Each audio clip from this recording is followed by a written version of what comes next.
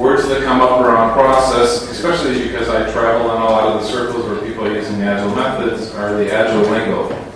Iterations, stand-up meetings, retrospectives, sprints, all that stuff. In some cases, that's helping people produce products. And more importantly, it's helping them discover what they should be building. Another situation, it's only helping them figure out how to do it and when it might be done.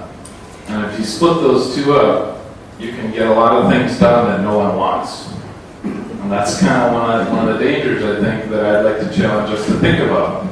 And so I'm going to take you on a little bit of an acid trip through comparing a lot of different things. And I want to start out by a couple different books that I've read. I kind of have a rule now where I don't spend a lot of time reading about technology. If I want to learn technology, I just go learn it. But I try to read things that are outside of the technology space. And all three of these books, I think, have really significant things, are examples of books that have significant things to talk about Agile that aren't about Agile. Like the first book, The Black Swan, is written by, who's read The Black Swan in here? Okay, so the people that read it know that the book is written by a guy that's an amazing quant. He won this award for the predictometer. He's really good at what he does. Wants to write a book about the follies of prediction. He says in the book, you can only predict what you know. It's what you don't know that hurts you. Well, that's an excellent statement because I think that's the trap that some people fall into, is they get their process and they start doing it, it's successful, and touching on what Rachel said, they assume that's going to work the next time. Or they do 4 iterations and they assume that data will be valid for the next 4 iterations. The second book, Freakonomics, has interesting chapters like what do sumo wrestlers and cheating teachers have in common? Why do crack dealers live with their moms? It's a very interesting book, and once you read it, you'll never think of statistics the same way again.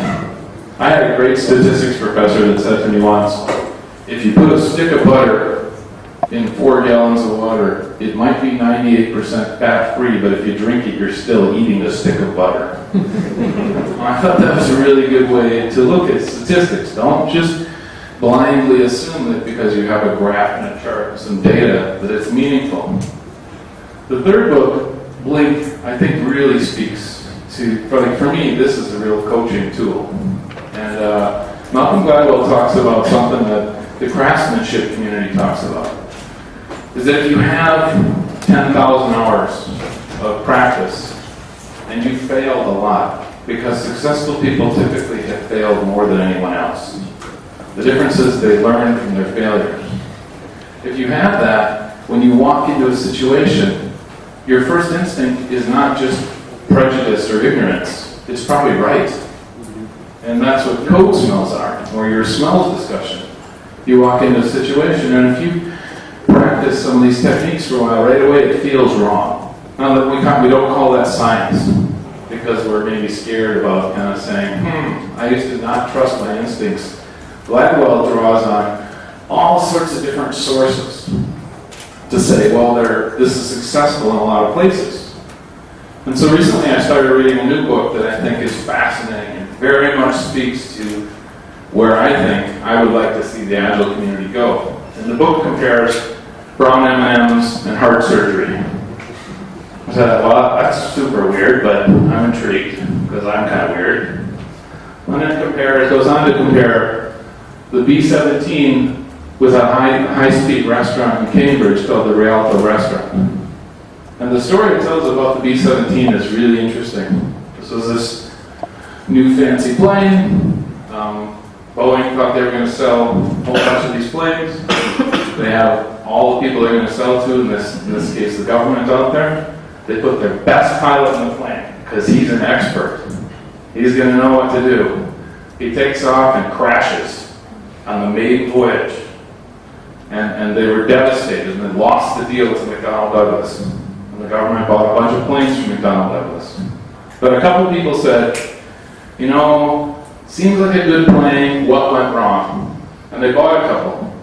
And they started kind of saying, what we should do before we take off is we should go through a little checklist that says, I think we're ready to take off. This is where the idea of checklists entered aviation, because the expert crashed the plane. And I thought, that's such an interesting story, because there's all sorts of people that are expert Agile people now, which is a dubious statement, you know, and it doesn't make sense. And so the book is this. It's called the Checklist Manifesto. And before you kind of say, oh, checklists are just for dummies, that's too simple. The guy that wrote this book, who I'll talk about later, is not a dummy, and he doesn't work in a simple space. His argument is, if you can put a simple process in place, you can deal with a lot of these simple issues so that you're better prepared, you have more energy to deal with complexity. And what I thought was interesting is that people always ask me, what book should you read? What Agile book should you read? Of course you should read Jen and Rachel's books, because they're here and I'm sucking up to them. But this company, who I get no kickbacks from, produced this thing called the Agile Checklist. And I think it's nice. I brought some with for you guys to look at, because what they do in here is, look at, they're talking about a retrospective. And the first thing, the thing that gets the most focus is purpose. Here's why you're doing what you're doing. Secondary to that is, here's who's involved. Here's what the inputs are. And then, what are you trying to do? What's the outcome? So there's a pile of these. I'll pass them around. Maybe pass them back. I want to just kind of use this checklist theme, because one of the things the author talks about in the book that I think is sensational is these three concepts. He says there's three kinds of problems. A simple problem would be making a cake. And there's a recipe, and you follow the recipe, and you don't have to reinvent making a cake. You know, you can add things to it, but it's a pretty known problem with a known solution. And then he says, there's complicated problems, like the first car, or maybe the first rocket. But once the first rockets were built, or let's say the problem is even more complicated, like getting someone to the moon. Once you get someone to the moon, you know quite a bit about that problem. Gravity is not randomly changing. You know, it's a fixed thing. And so you can solve that problem. And then there's complex problems, like being a parent. Because you don't just have one child and say, yeah, I got that down, let's have 12 more. This doesn't work that way. Rachel and I were just talking about this at breakfast, how we both have two children and they're both wildly different. And parenting is a complex problem. And I guess I would argue that I think software is a complex problem. The question in the back earlier was how you communicate or push this stuff to middle management. One of the things I think we're failing to do is have the right discussion. And a lot of people in that space assume software projects are a solvable problem. And then their reaction to you is, you did it once, why can't we do that again? You know, that's kind of what's behind a lot of the replication. Let's have the same process that we follow. And I think there's a neat hybrid in there with this checklist, and that's kind of what I want to talk about. This guy has popped up in the Agile community. I saw him at one of the conferences. Rachel was just telling me at breakfast this morning that they haven't talked to their group. He has this model, and I'm not more of a model guy, I'm more of a doer. But if you look at his model, he's got the same constructs: simple, complicated, and complex. And what I think is really neat about his model is he associated best practices with simple. Because this is a comment I hear all the time. This is the new thing. What are the best practices for Agile?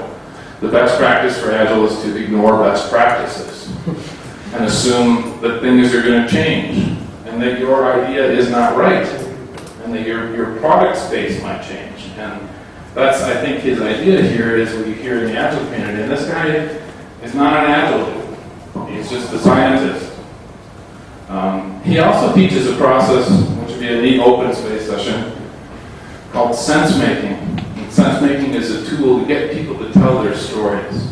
And if you want to know more about it, I can explain it to you. I learned it because I wrote a piece of software for an anthropologist, and he was trying to use sense making, which is a tool created by a woman named Brenda Durbin at the University of Ohio, as a way to interview people without biasing them.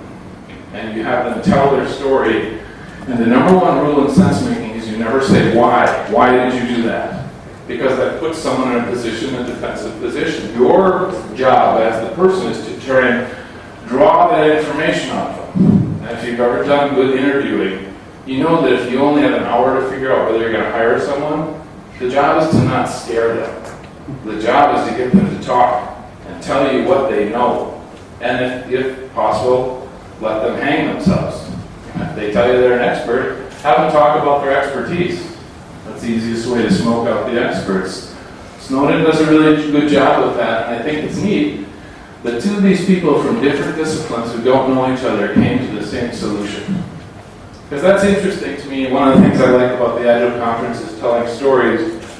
Because when I hear two other people tell the same story of something I'm trying, then it makes me feel like maybe there's something to this, maybe there's a pattern. One of my British friends always says, if you find the same problem everywhere you go, you're the problem. So I like this. This is the opposite. It feels like, okay, I'm not a crazy person. These are the ideas. So what are some of the complexities? Let's ground this in our world. Some of the complexities we face, I try to put in this list. And this is a list I use when I'm teaching people about Agile methods. And I usually split it in half. And on this side is the how. These are the mechanics. These are the words. These might be things you put on your, here's how we do our process. Over here is why you're doing it.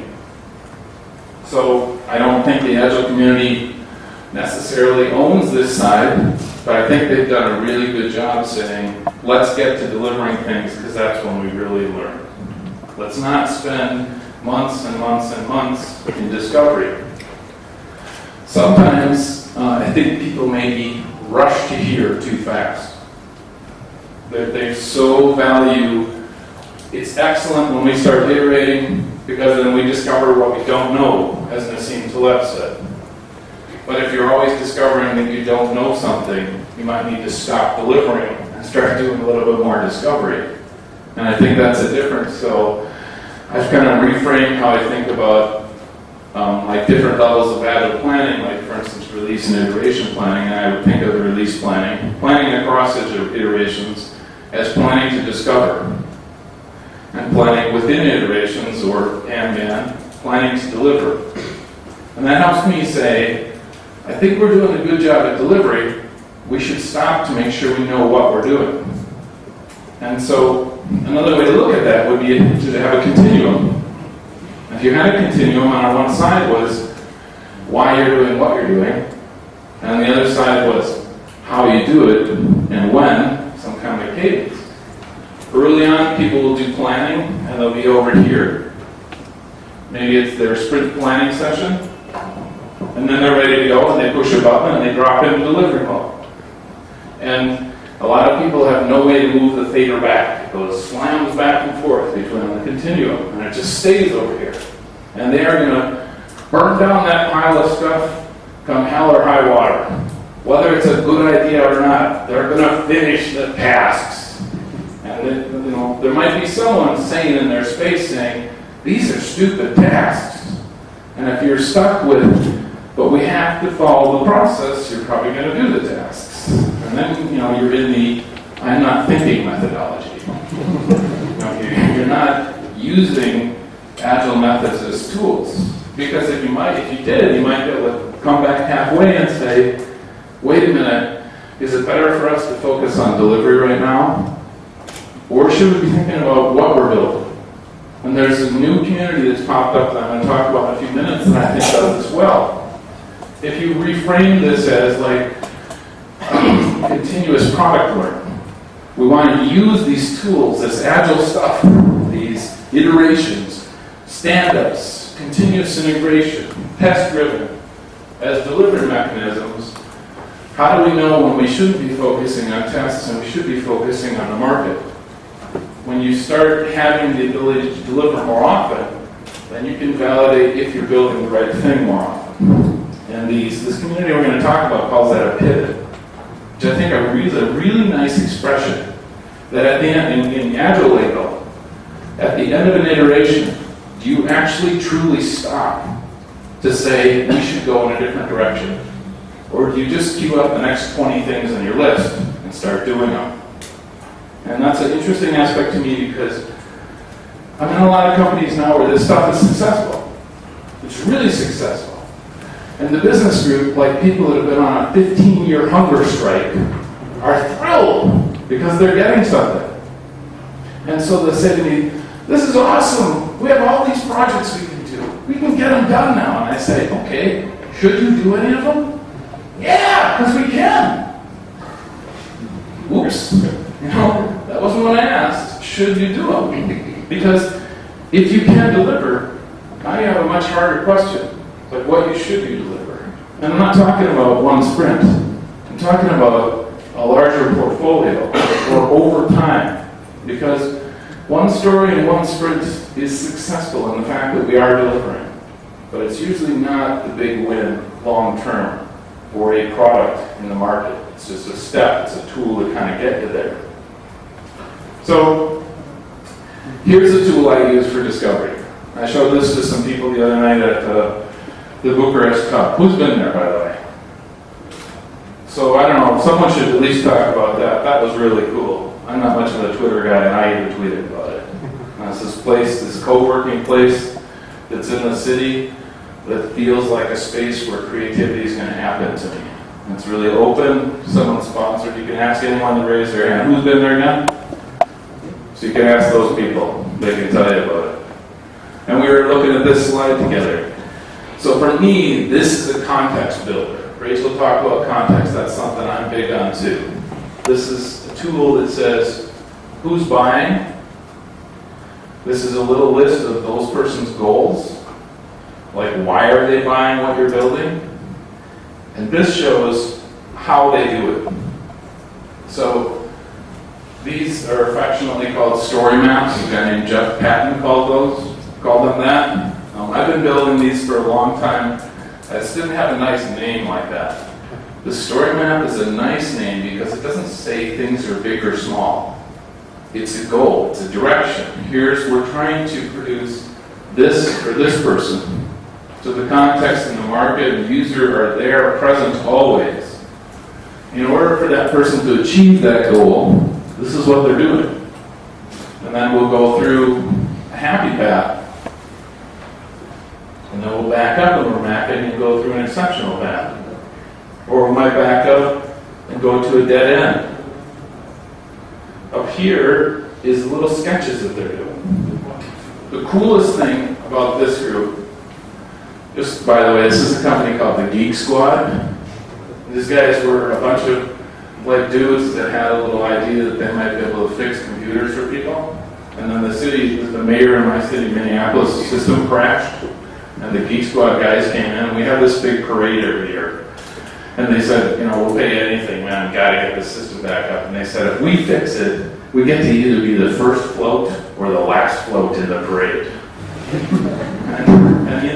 and these dudes are not scared to try these kind of concepts. What the coolest thing that they've done here, which is kind of on the cutting edge, is that they don't blow up this map. They leave it whole and intact. So when any one of you guys walked into the room with them, they would start telling you the story. Well, here's who's trying to do it. Here's what they want to do. Here's how they do it. We're working on this one. And now if you're a developer, you don't get handed an index card wildly out of context with 5 words or some rote sentence that someone wrote. And then, what are you complaining about, dude? It's Agile. That doesn't help people. They lose the context. And just speaking just to the developers, because this is true for everyone on the team, they make very poor decisions. Not because they're goof-offs, because you didn't show them the big picture. That's the tell I listen for. When someone on the team says, I don't get the big picture, something is wrong. And Agile Schmagile, you need to address that. You need to come up with that idea of where people are going, who's buying it, how they're going to use it, so that you can shift into that delivery mode and figure out how to build the system incrementally using all these techniques. And so this got me, along with a bunch of other things, rethinking development. And I don't mean coding. I mean like product development, where coding is an aspect of that. And the XPers used to say, do the simplest thing that could possibly work. And that was the notion of like, don't write more code than you have to because you get to drag it around with you everywhere you go, like a ball and chain. So, don't worry about that, that's just my old code back there. You know, it's a very simple notion. An ugly metric I use as a coach to sit down with a group of people and say, what's the difference between how long it takes you to find a problem and fix it? Because in some code bases, we have to just dig through so much code to get down to a simple thing that we're fixing. And the problem isn't the simple thing. That's the easiest part. It's all the warehouse full of code that we produce that we can't get rid of because it's too important. And the truth is we're just scared. So I met this kid, San Francisco, read his paper, said he deploys into production 50 times a day. And I was like, okay, I gotta meet him because he's either a genius or a wacko. You know, he's either a lunatic or he's wise beyond his years. So a bunch of us sat down at dinner with him. I didn't know it, but I was about to become the old crabby agile guy. I said to him, why would you deploy 50 times a day? That doesn't make sense. Blah, blah, blah, blah, blah. I just started giving him the business. And he took it, and he was really sharp, and he just sat there and smiled and answered our questions. And then he just threw all of us down on the map, slam dunked everyone at the table and said, at my company, 50 times a day, 10 times a day across 5 demographics, we deploy our software. We know exactly who's buying and how much they're spending and how much they're using it. And so if you multiply those numbers times 3 months, you have piles of real data. And my message to you guys isn't you should all go out and deploy 50 times a day. Because I work with medical device companies and I wouldn't suggest that. It doesn't make sense, so there are context and constraints. But if you learn to do this stuff well, this becomes a wildly powerful tool where you can truly validate things. And so this community is called the Lean Startup Community. And some of them are financial mercenaries, and others are people that are saying, how do we use processes to learn? And one of the groups that talked, they just had a conference first. One of the groups that talked is a company called Aardvark that was just purchased by Google. And one of the things they said is we spent a lot of our money early on, not on coding, but on customer feedback, paying people to come in and sit down and tell us, what do you think? Some of these guys in these lean startups are validating their product not by writing code. Because that's one of the challenges after you get good at this agile stuff, is you walk into a project. This happens to me as a coach all the time. And there's all this force to start. We got to get to iteration 1. Why? Well, we have all these developers ready. You know, and then you go sit with the guy that's funded the project and you say, hey, you know, we're about to start burning all this money with all these developers, but it doesn't seem like we know where we're going. His answer is, you mean that project hasn't started yet? Because he funded it 4 months ago. So, in his perspective, on day 1, you're already 4 months behind. And that's kind of funny, but I hear that all the time. I mean, that's the next step, is using these techniques to deal with that. So imagine your company's a startup. And you're not going to go 6 months or 12 months till you burn through your money. You want to do the best investment strategy you can. And you can easily see how you can extrapolate that into any project. How would you change your approach? Because why isn't your last project or your current project or your next project a startup? Doesn't every project start with a set of startup costs? Getting the people together, setting up the environment, there's some kind of funding model. A lot of parallels are there. What these lean dudes have done, I agree with, is they're starting to say, how much process do we need? Now, if you can deploy 50 times a day, And this doesn't mean 50 bad deployments filled with bugs. There's a difference there. This means 50 times a day you feel comfortable enough to put that out in the market, no apologies. Not, well, it's the end of sprint 1, so some things aren't done yet. They call that a minimum viable product. How often do you have that in place? That doesn't happen accidentally. That happens with some serious discipline. These guys that are doing this stuff, unit testing and automated testing beyond unit testing is, of course, that's what you do. You don't get to deploy 50 times a day until you've automated build, deploy, test, packaging, and the whole process. So you automate everything you can because manual processes are the enemy. Duplication, integration, and manual processes are things we can do something about.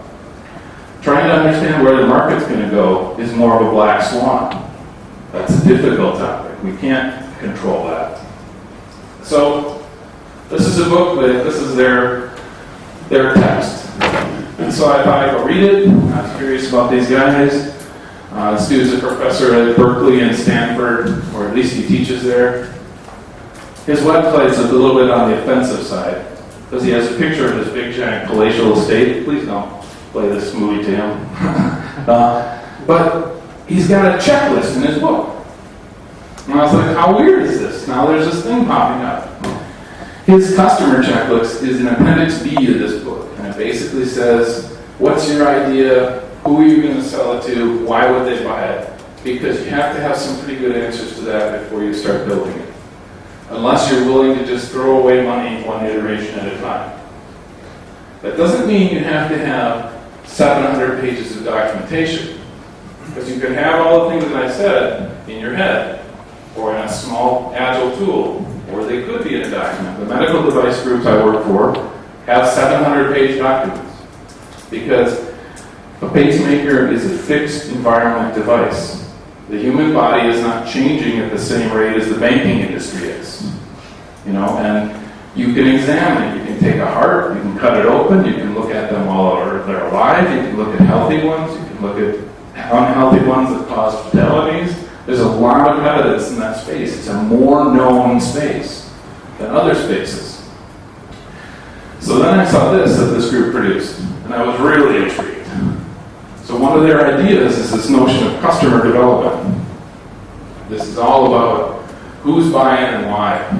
Down here on the bottom, if you guys have never seen this, is something that's been around for a long time. Is the website Extreme Programming 123? Yeah. That's what it is? This isn't that website. No, this is that you can find it if you go to I thought this was like Ron's site. That's Don Wells' stuff, but XP123 is Bill White. See, Merchant knows everything. So ask her where it's from if you want to know. But it really speaks, Ron Jeffries, it speaks, this is kind of the early Agile process. It's evolved a little bit. It's kind of in more extreme programming lingo, but just replace iteration with sprint. You have a lot of similar concepts in there. But these guys are kind of saying, you understand who you're building it for, you come up with a hypothesis of what they might want, and then you validate it with this neat thing called Agile. And so one of these guys, these lean startup guys, was giving a talk, a webinar. Ken Beck was on the webinar. And he said, hey, it says there's someone named Kent Beck. Is this really the real Kent Beck? Kent Beck said, yeah, this is the real Kent Beck. And the guy said, oh, wow. I just want you to let you know I'm a big fan. I've been using XP for 10 years. So that's where continuous deployment came from, continuous integration. They just turned the knob up a little bit louder. They said, let's go further with that good idea. But they also figured out something XP missed. It's not just about delivery. This thing about the customer. Someone just writes the user stories. Who in here writes user stories for a job? Anyone? Who has been asked to write user stories? Yeah, who thought that was fun? Who thought it was easy? Okay, the thing about a story is you have to have one to tell. If you don't have a good story to tell, story writing should be a tool that helps you show that right away. That's kind of back to Taleb's notion of it's what you don't know that hurts. If you don't know where you're going, it's easy to iteratively not get there. Right? So you kind of have to have an idea where you're going. So this is a question. You guys don't have to answer it. I'll try and leave some time for questions about some of these topics. But how do you measure product success? Because is your burn down show you product success? A lot of companies want a dashboard. And what does a dashboard in a car tell you? How fast you're going? What else? How far you traveled? What else? Resources. Pardon? Resources. Gas. Yep. Fuel. Maybe engine temperature. Doesn't tell you if you're happy. Doesn't tell you if you should still be going where you're going. You know, it doesn't tell you if the people in the car are excited about where you're going. And yet, every place I go, someone wants a dashboard. So now we have the Agile dashboard. And in some cases, they're all about quantity. If this were our dashboard, we might have burn down here. We have some kind of groovy little chart, and we're trying to get to that goal. We might have velocity over here that shows us, you know, by sprint, how much we're getting done. We're trying to get some kind of normalization. The groups that are a little bit further along have figured out you have to be able to kind of compare quantity to quality. So over here, they'll have some measure that says something about their testing. And to take a page out of Freakonomics, if you just say, this represents quantity and this represents time, and cumulatively, over time, you're producing more and more. Suddenly, you just start producing a ton. And you think, look at us go. We're super agile. But someone comes in and says, hey, this line represents how much automated testing we have. This is called regression deficit. It's the difference between how much you're producing and how fast you can test it. Because if you're not automating that stuff, then it becomes a big pile of work. And the more successful you are, the wider that gap becomes. And then what do? You stop doing it. Oh, we don't have time to do that. And why does anyone hesitate to do regression testing? There's only one answer: time. You know, that's why people hesitate. Yet in all sorts of companies, there's not any time to test. We can't make investments to test it. We have to build up this big debt and figure it out later. You know, it's an interesting discussion to be had. The next one would be the thing I'm talking about. How do you measure product success? How often do you take your product, and I'm sorry, I didn't know this was hard to see. How often do you take your product and really put it in front of people? The kid that I was telling you about in the extreme, or the continuous deployment space does it 50 times a day and tracks it all with metrics. So he's got a chart he can stick in there. That's a much more complete picture. A lot of groups I go into, they've been working for 7 iterations and they still haven't shown what they're doing to the people they're going to deliver it to. Some proxy has been saying, yep, good job, got that burn down done again, which is good, right? That's a measure of progress. It's not necessarily a measure of success. So I'm not ripping on it. I'm saying it's just one measure. And we need to start adding in some other measures. Well, that's why I want to challenge you to look towards this. Because if you start measuring product success, then you might say, we don't need to write more code in the next iteration. This is a classic thing. When the developer starts saying, yeah, the project's failing because the stories are bad, then I would grab one of those dudes that has domain expertise and say, guess what, next iteration, you get to help write them. Because if all we're going to do is complain the stories are bad, then we're back to where we were in 1998. The project failed because the requirements weren't clear. We got to get rid of those sentences. That and then works on my machine. Don't count anymore. We're all done. Those are over. So let me try and ground this before I finish. Here's some of the things I talked about. Telling stories and learning by comparison. Checklists, a simple idea, and complexity. And moving away from saying it's complicated. This idea of customer development and making meaningful investments. Using Agile tools to make meaningful investments. And you might be asking yourself, what in the world does all this have to do with brown M&Ms? So I'll tell you, this is another story from the Checklist Manifesto. And this is a story. Does anybody here know the brown M&M story other than me? I've known this story for a long time because I'm like an old rocker, and I'm a big fan of the band Van Halen. So Van Halen had in their writer there could be no brown M&Ms in the dressing room. So every gig there had to be a bowl of M&Ms with all the brown ones removed. I thought this was just rock star ego until I read this book. And Van Halen was the first to share stories and tell our stories, and that's the best way to learn. So, when are the lightning talks? They're at the end of the day? At the end of the day. Okay, and they can sign up anytime they want, is that right? Yes. Okay, cool. Well, then, this is what I want to talk about today. You might not be able to read this very well, but like on my business card, it says I'm a software anthropologist and coach, because I thought that was kind of reverent and funny. But for today, I'm going to take a different title. I'm going to be the chief conversation starter. We're one of the chief conversation starters, showing you guys that anyone can do a lightning talk, anyone can get up and talk. My talk might be a little bit more organized and a little bit longer.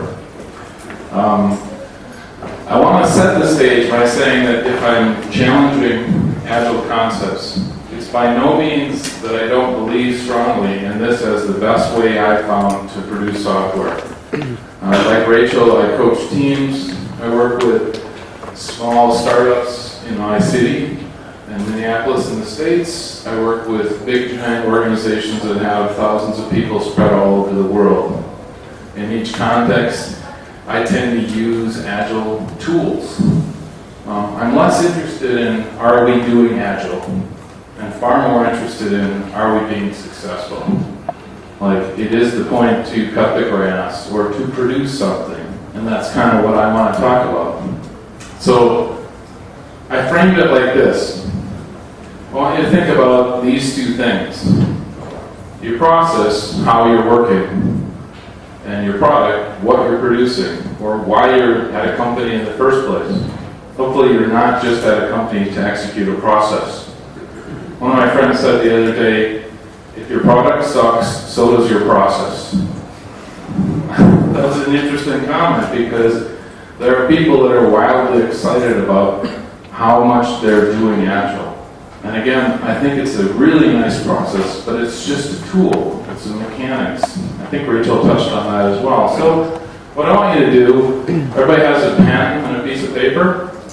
Take out a piece of paper out of your bag. You can write it on your bag. You can write this on your hand if you want to. I don't really care. But just take a minute. Write down a few words that would describe your process. And they could be words from a traditional style methodology. They could be from the Agile space. They could just be an adjective. They could just be some kind of word. But just write down a couple words that describe your process. I'll give you just like 30 seconds to do that. Don't overthink it. Feel free to do it wrong.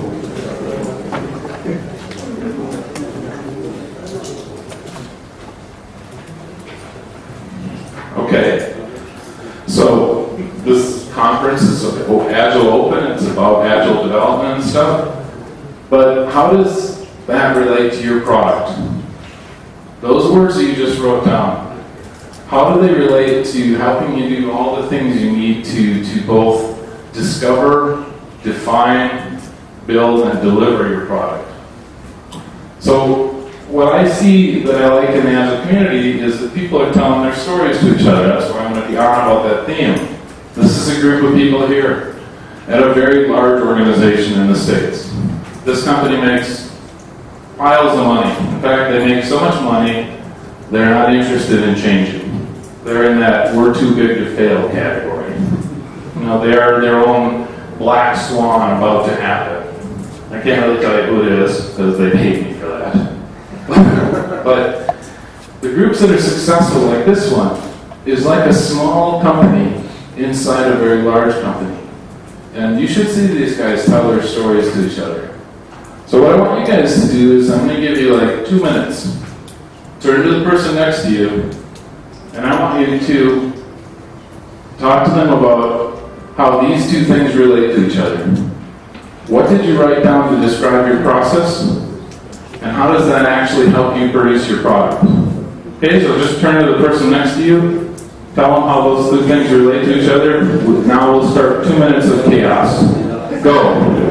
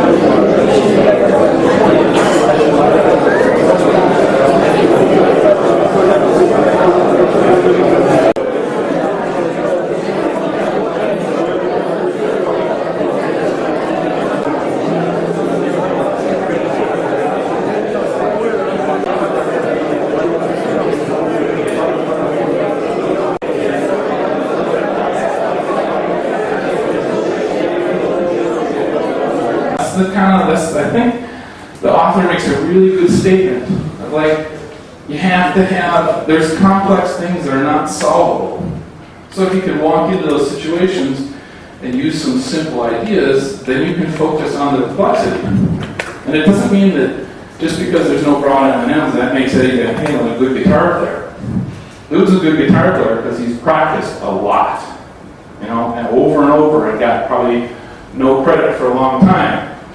So, the guy that wrote the book is a surgeon, and his name is Atul, and he was saying they're using these checklists in surgery. So if you're about to go to the hospital, don't read the book. Because there's some pretty scary stories about what's happening in hospitals. There's a story about the intensive care units in Detroit, where people were dying when they were being intubated, because people weren't washing their hands. So these are simple kind of things, simple ideas. I think it was in Toronto where Bob Martin told the story, the hand washing story. So I can't remember, I think it was a hospital in France or somewhere, but as I remember the story, there was a high fatality rate with babies. And after they went in and started examining the evidence, they found out that the doctors were going from the morgue to the maternity. And they didn't have time to wash their hands because they had to get over there and save the babies. And they were killing a lot of babies. And that, I think, Stott's discussion was this is where hand washing came in. And that's a scary statement. And a little bit morbid and dark. But next time someone says, we don't have time to test, when you're building a pacemaker, that's not a discussion. Right? Because one bug is the end of your company. So, what is that definition? I think that he's talking about the fact that, like in some of these surgical wards, they put a tent over the scalpel. And the surgeons pair all the time, by the way. The surgeon can't start the operation until the anesthesiologist, the nurses, and the other surgeon in the operation all say, I think we're ready to start. Now, it would be kind of neat if you start practicing agile techniques and you say, are we ready to iterate? What is your checklist? What's your customer checklist that says, I think we're ready to start building this thing? Or, we built it, maybe we should stop, maybe we should put some more energy. This is a pivot. I think this is a pivot for the community, because I think this is going to scare and frustrate a lot of people. A lot of companies feel like they can't stop, they have to rush towards mediocrity. They've got to get those iterations done so that large pile of backlist goes down. That doesn't mean you're successful. And so, obviously, this dude's a scientist. And this started me thinking because I've been calling Agile a software scientific methodology for a long time. Planning is a hypothesis, and then you build. And if you're truly trying to get value out of this stuff, you learn. You're learning iteratively. You're examining your results. You're not just going back to the pile and saying, let's now work on the next 10 things in the backlog. You might say, the backlog is stupid. We need to change the backlog. Or the backlog was excellent, and the economy just crashed. So we need to adjust. And there's a group that I work with, they're in the state below mine in the United States. They do student loans. When the economy tanked in the United States, these guys had 14,000 automated functional tests. And so they were able to gut their company's code and their product and change their direction because they were less fearful. Because they knew if we get rid of all this, we can move faster and we can be adaptive. That's a success. That's a measure of success. When I saw someone draw this picture once, I still think it's a really good picture. If this is your iterations, and this is where you're starting, and this is your goal, is to get here. Can you see that? Is that just your work? Okay. And you're going along, and after iteration 2, the economy crashes. Now that's what Nassim Taleb would call a black swan, like a volcano that erupts and shuts down all of Europe's air traffic. Things happen, right? And so now the goal moves. The goal, the meaning, the most powerful thing you should be doing is over there. How hard is it for your company to change directions? From going here to going here. What is that delta? That's your measure of agility. It might be difficult because you're dragging around 25 years of legacy code that's untested that you can't change. It might be difficult on the other end of the spectrum because your market is complex and you need to kind of do some research. And I keep using the medical industry because it's a very constrained space. In the States, it's high compliance. The government is in your kitchen, always. And if you're a retailer, you get to act a little bit more loose and free. So I started thinking, well, who are some of my favorite scientists? This woman is one of my favorite scientists. She's an astrophysicist. I saw her speak at this. If we had more time, I would play the clip because it's brilliant. It was at this university near my home. It was the 2005, so it's the 100th year anniversary of Einstein's publication. And she's in charge of this cosmic array for Carnegie Mellon. Just a tangent. She started out her talk by saying, when I went to school, I got up and my physics teacher used to say, okay, we're going to talk about physics so the girls don't have to listen. And when someone like this says that, it's like, we have made evolutions, we're moving forward. She gives this brilliant talk. And at the end, someone says, how do you know how the universe started? You weren't there. And so she starts talking about all the things they do, and we come up with hypotheses, and then we test them, and she kept talking about testing and evidence and validation. And then she said, but it begs the question, it's pretty important to remember that gravity is just a theory. We have the laws of gravity, which are based on a theory. So it's not a fact. It's a pretty good theory. It's pretty well tested. If you jump off the building, pretty clear what's going to happen to you. You can test it if you want to. That was her example. It's your choice. And I thought, this is excellent because what are our guides? What's guiding us? So to ground it more, I thought of a law in science that I used a lot. I bought an old house and I gutted it and I rewired the house. And so I used the law produced by this guy. This is the happiest picture I could find of this guy. Does anyone know who it is by chance? No, close. It's George Ohms. Right, who gave us Ohm's law. And I thought, well, one of the simple uses of Ohm's law is current is equal to voltage divided by resistance. And if the voltage remains constant and resistance goes down, or if you want to use lean lingo, this is pull, these are your constraints, and this is your output, or your throughput, or whatever. If voltage remains constant, resistance goes down, you get more current, and your light bulb is brighter.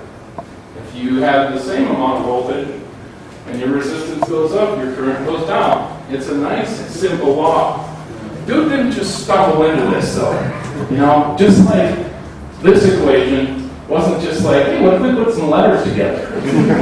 But it's the thing I like about these physicists is they always try and dumb it down to help the rest of us. You know, imagine the universe as a loaf of bread, because that's all we can do. They themselves come to these simple guiding equations. And so I thought maybe one of our challenges, Rachel mentioned a law, because I thought, what are our laws? So she actually brought some up. What are some of our guides? And I thought, well, I'm scared to suggest something because I don't want to introduce something that's too fancy. So what I'm going to give you guys, leave you with today, is what I call Dude's Law. So Dude's Law comes from me spending time with people talking about, are we doing Agile? Who cares? If you're learning, you might have this discussion. Just because if you're learning to play music, you need to practice. But if Rachel and I are jamming, we're trying to play music, even if we're brand new and we're kind of bad, we don't stop after the third measure and say, hey man, are we doing music? That's a goofy statement. The purpose is to play music. That's what we're trying to do. So that started me thinking, saying this more and more to people. Why are you doing what you're doing? Scrum, Lean, XP, the next methodology name that comes up. How is it really helpful? Let's think, well, what if we wrote our own little equation? Maybe we can have meaning is equal to like intent divided by action. Like if you're doing something for a reason, then doing it actually might produce some value. Or worth is equal to purpose divided by practice. I thought, okay, that's pretty good, but it's not funny and it's not simple. And so I came up with Dude's Law. This is Dude's Law. So Dude's Law is a simple concept which says value is equal to why you're doing, how you're doing it. And so I've used this a lot without giving it this name. This is a nice little guide. Here's a little law we can all use. And so if you put Dude's Law to practice, and you say value is equal to why versus how, and the how is test-driven, and the why is I don't know because that's Agile. I guarantee you this is not going to be high. Or to the section that I proposed, if the how is user stories, what do you expect to get out of user stories? What is your intent for using them? Or if the how is Scrum, or sprint planning, or iterations, or burn down. If you don't know how you're going to use it, then you are truly just following a practice. And so I would say you can use Dude's Law for the next 2 days. Try it out. I use it all the time. I was told by someone in the math community that I should have used this symbol instead. I think it's around his proportional tool. And there's a variation of Dude's Law because how can equal 0. But as how moves towards 0, then value moves towards max, towards infinity, for the math geeks in the room. So I'll stop right now. I think I just have a few minutes left and see if that crazy diatribe of 50 minutes spawn any questions. Are there any questions? Yes. That was a great talk. So really what you're talking about too is changing the conversation around development. So I did an MBA, and it was fun to find out how managers typically think. And they think in, all right, I want some concrete numbers for what I'm getting back, right? So you talk about, like we were talking about, you write some code and you throw it away. Things of that nature. They're like, oh my God, what's my productivity? Right. Because now I don't have an explicit output for what I'm getting. So in terms of this, and having come from a computer science degree, which teaches you nothing about business and dealing with management and selling any ideas to management. And sometimes very little about science. Yeah, exactly. Yeah, what's science? Anything you have to put science on the end of is probably dubious, like social science or political science or computer science. Yeah. Sorry, I know what I'm saying. But how do you then enter into these discussions with management, where you start talking about the value of testing when they just care about output, and they're not thinking, oh, yes, if we don't have testing, then we can't move in this direction where We gotta stop soon, because that's about 8 questions. Yeah, okay. All right, well, stop it. Okay, so first thing you said was they care about money. Everybody cares about money that's running a company, unless they're just fabulously wealthy and happy to just throw away their money. So you can convince yourself all day long that story points are a good idea and they're a nice tool for a team. Everyone is converted on every project into dollars or whatever currency somewhere. And the smell is when they come into your lab and they say, we think a point is equal to 6.3 hours. And what they're really saying is, we don't understand your weird metrics, so we put it into something that we can turn into a financial statement. Right? And that's a smell. That's a coaching indicator I use. So I would say, first of all, why should they not care about being profitable? The second thing you said that I thought was really interesting is, it was in the statement was, computer science teaches you to produce more code. You know, or the coders want to produce more code. More code is not more value. More code is not more product. More code is just more bugs. Because the only thing that has 0 bugs is 0 code. You want to get rid of all your bugs, get rid of all your code. I promise that works. Yeah. I think we need to start having discussions. I think that maybe Rachel, you were there with John Favaro at like one of the XP conferences. He's an economist that lives in Italy, and he got up and gave everyone at an extreme programming conference the quiz on extreme programming. And guess what? Everybody got an A. Everybody did really well. Then he gave us a quiz on management, finance, and strategy. And the grades went down significantly. Because most people in the room had strong passion about how to build something correctly. They had less understanding about how to determine what to build. And part of what I'm trying to say is we need to start speaking that language, and we need to, when we get good at how to build it, because you do have to be good at that. You have to be able to put together something that you can deploy and not feel scared. The next step is trying to make sure you're building the right thing. And I think that one of the things I do is try and frame things in financial terms and or try to drive testable language into that community without talking to them about tests. You know, because the tests that they use are hidden. They're hidden inside statements like, for example, bang, now comes the testable sentence. I expect to do blah, blah, blah. Then you have a vehicle. Really, what's that going to produce? You have to not have, you can't interrogate people with the why. Why do you want to do that? There's all sorts of teams that I go into that have become pretty good at delivery. And when the product owner walks in, the poor one dude who's confronting 6 Uber geeks, and they just start going after him. Why do you want to do that? That's not valuable, blah, blah, blah. And then they can't understand why he doesn't want to come to the next planning session. Right? Because it's not a discussion. He is the product person.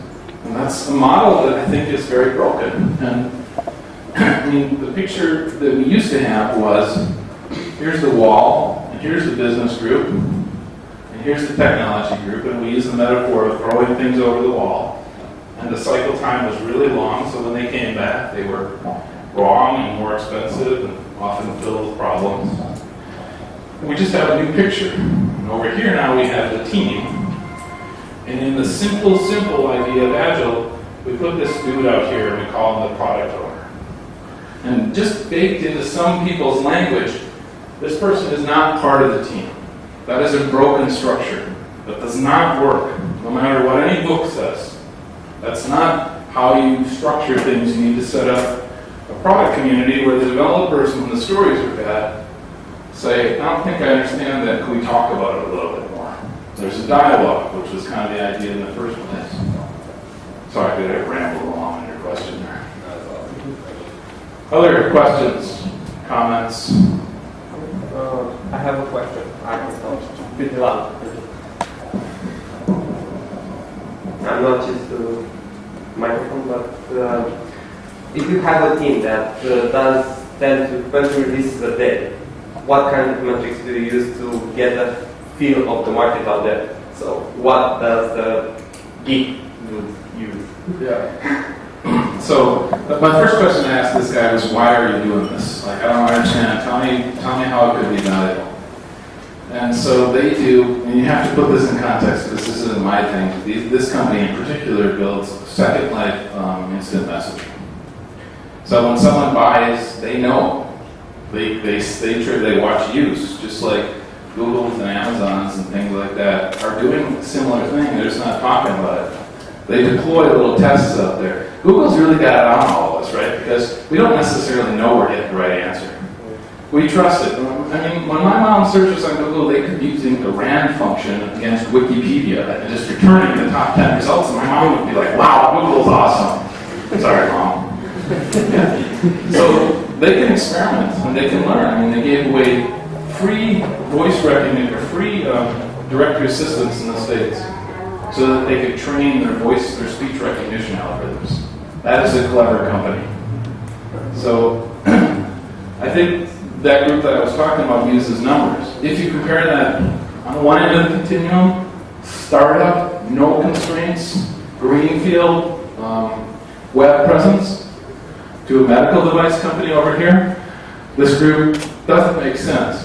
But there's a lot of people in the middle of the continuum that are saying, well, we cannot release until the process tells us to. You know, and the people that have gotten good at it have figured out that you start with a 30-day sprint and then maybe get it down to 2 weeks, and then you get pretty good at delivering stories, and then you can start delivering whenever you want to.